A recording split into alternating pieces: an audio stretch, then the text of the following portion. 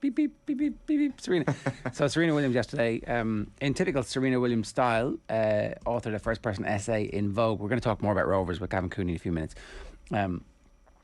And it was an unusual place for a tennis player to announce their impending retirement. But I suppose it was actually a mark of the position that Serena Williams holds in pop culture / the outside world, that it wasn't a sports organisation that Serena went to tell her story. It wasn't the player's voice. It was Vogue. What was your immediate reaction, Colm? Were you surprised, or did you think ultimately this was coming? I was surprised she announced it or even acknowledged the fact that she was going to retire. She said herself in the essay that she doesn't like using the word retiring. And I thought that herself and Roger Federer would never actually formally announce their retirement. Like John McEnroe never actually retired, just eventually stopped playing, because I thought they couldn't bring themselves to do that, and they would never rule out returning in their mid to late 40s or something, such as their dedication and obsession with the game. So I was surprised that it arrived, and I was surprised as well that she announced it before the last Grand Slam of the year. But I'm guessing her intention is to finish this season out, this summer season in America, and then call it a day there. But at the same time, like, I wouldn't be absolutely shocked if she did reverse that decision and returned in a year or two down the line. A couple of interesting things. When I heard that something had happened, quick Google, and the first story that came up was the Vogue piece, and the second story that came up was Serena winning a match for the first time in ages. And the post-match press conference had been like, oh, there's a light at the end of the tunnel, I feel good, but that light is getting brighter. And what does that light signify? Well, I'm not really sure. I want to. And then like 4 hours later, the piece gets published by Vogue, which says the light at the end of the tunnel is the end of my career. But it was a very long piece. I got bored after the first 3 or 4. How many words was it? First page, I don't know. I didn't. 6,000. 6,000 words. Okay, fair enough. So, you know, it's very self-indulgent, and that's fair enough. I suppose she's the greatest athlete. She's one of the greatest athletes of all time, and so that's fair enough. The main thing that I got from it was that she wants to start a family, and that her daughter has essentially guilted it into her, because her daughter keeps saying that she wants to be a big sister. When she grows up, she wants to be a big sister, and she's listening to this going, I better sort that out, because, like, you know. But Serena's rich. She can have a baby anytime. I'm surprised that her daughter didn't turn around to her and was like, when I grow up, I want Mom to have blown Margaret Court's record out of the bloody water. But clearly doesn't have the competitive edge. Bit of guilt when the kid realises at like 2022, my mom was second. I wonder what happened there. What prevented It's your fault, Olympia. Exactly. It's like you guilted me into it because you want a little sister, and I bet you in the end we'll see if they all get on. You know, I mean, sometimes siblings don't get on. Famously, coming out of retirement possibility would be extraordinary, wouldn't it? Just like it would be like unprecedented, because like coming out of retirement at like the age of 40. She's 41 at the end of September. Yeah, it would be remarkable.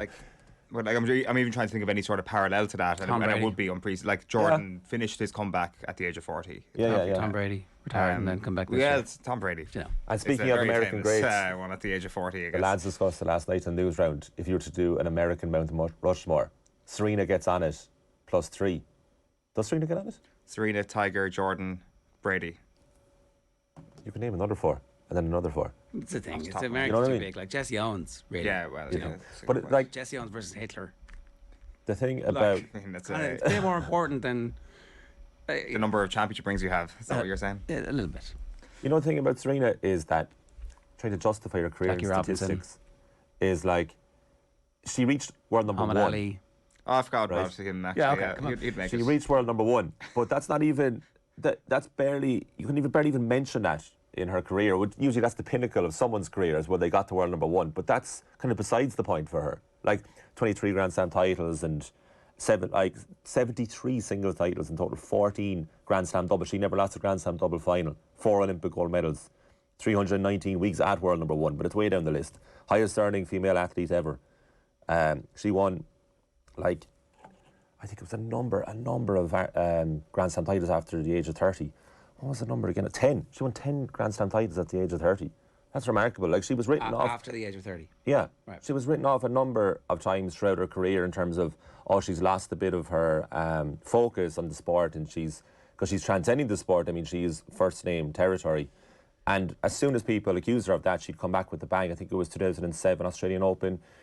That's exactly what she was accused of. Well, you're not as focused as you once were, and then she ended up obliterating Maria Sharapova in the final. First time she played Sharapova, 2004 Wimbledon final, which Sharapova won. She beat her then 20 times after that, Serena. So I took that personally. That was like the Michael Jordan last dance. I took that personally. Look, I think the documentary that I remember seeing was grand, not great. I haven't seen the movie. Is the movie good? I haven't seen it. Haven't seen it. 0 for 3. I've seen the Oscar ceremony, but I haven't seen the movie. And sorry, the Oscar ceremony does make me want to watch the movie. Like it was good hype. It was like, you know. So I suspect there will be a good documentary made. The trouble is that all these documentaries are all now made with their participation, and so Serena's legacy is complicated. We should talk about this. Like, there's an incident, drug testers arrive at her house and she's in the panic room. Like, you know, I mean, okay, that's an interesting response. She feared for her life, apparently. That's the story. She thought people were breaking in, and so I guess if you fear for your life and the repercussions of somebody breaking into your house, you go to your panic room. That's a reaction for sure. So that complicates the legacy in many respects. And then there's also the relationship with tennis authorities. Frankly, I don't care about that. Like, giving out to lines people, whatever. Sometimes it happens, sometimes it doesn't. Most of these tennis players have, at some stage or other, done stuff that isn't great. Like, that stuff I'm less concerned about. Yeah, like there was also the hacking of the WADA system that kind of revealed more therapeutic use exemptions than we had been known. That had been known beforehand, and I know she wasn't the only one. I think Venus was involved in that. I think Federer, that it had been brought up around him, and Petra Kvitova was the other player around that time in 2016 when that information came out. So it is definitely complicated, and those questions have existed for quite some time. But I kind of agree with you as well. I think maybe in the moment we had conversations around the on-course battles with line judges or whatever, and it's kind of felt very important. But now at this juncture, it kind of feels like what were we even chatting about, really? Oh well, I mean, no, that was extraordinary. The 2018 US Open final. Just remind us what happened. I can't remember. That was when Osaka, right? Yeah, that was against Naomi Osaka in her first Grand Slam final, and then Serena, because of on-court coaching, which she refused to acknowledge was happening, and then afterwards her coach openly admitted, oh yeah, he was coaching her, and in the meantime Serena accused the umpire Carlos Ramos of being a thief and a sexist, and saying that this wouldn't happen if I wasn't a woman, and also she said, you'll never umpire in a court of mine again, you know, and went full on ego. I don't think they ever were aligned again, no, because I don't think they were allowed, because that was such a massive story that did she lose went that way final? Beyond that final. Yeah, she lost that final, and that's the whole story. That's what's so fascinating about Serena. Look, 23 Grand Slams. The 23rd that she won was the 2017 Australian Open against her sister Venus when she was 8 weeks pregnant.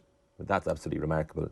Then she comes back. She has huge complications actually in her pregnancy, gets quite ill, has postnatal depression as well that she suffers from, does return to the sport, and quite remarkably reaches 4 more Grand Slam finals, but loses all 4. 2 Wimbledons in a row and 2 US Opens in a row. So Angelique Kerber, Wimbledon 2018 lost. And the thing is that she kind of dominated her way en route to those 4 finals and then got dominated in those 4 finals, which she has since really admitted is because of that Margaret Court record, which she just cannot get to and will not get to. And we've discussed here the last 12 to 18 months when we're in here previewing Grand Slams, you always bring it up. Yeah, Serena, is she going to do it? I want her to do it. You know, I'd love Margaret Court to be knocked off her effing perch. Yeah, and I mean, what I found interesting was in Serena's essay on Vogue is that she referenced Margaret Court as her. It's like, I don't think about her.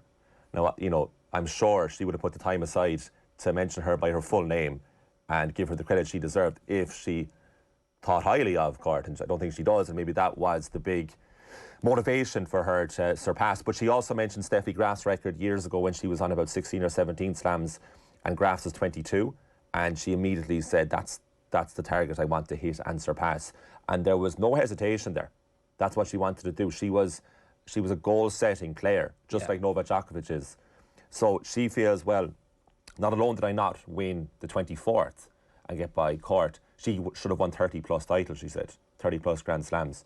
So her legacy is, you know, unparalleled. We'll never see the likes of her again. Our own Sue Murphy texted yesterday to me straight away when the Vogue article was released and said, we'll never see the likes of her again, and that cannot be argued. And then at the same time, she's never going to be at that top because she lost those 4 finals after coming back, but she had a baby and she came back and she got the 4 Grand Slam finals. which is a remarkable achievement. Incredible. Yeah, look, one of the most remarkable athletes of her era. The whole point about it is never seeing stuff again. Like, we're always prisoners of the moment. Oh, we'll never see this again. We'll never see that again. And then, you know, you actually, like... I think it's fair to say for Serena, though, isn't it? Well, I don't know. I mean, of course, who would have thought after Federer, it's like, oh, no one's ever going to be as good as him. And then along comes immediately two others who are just as good.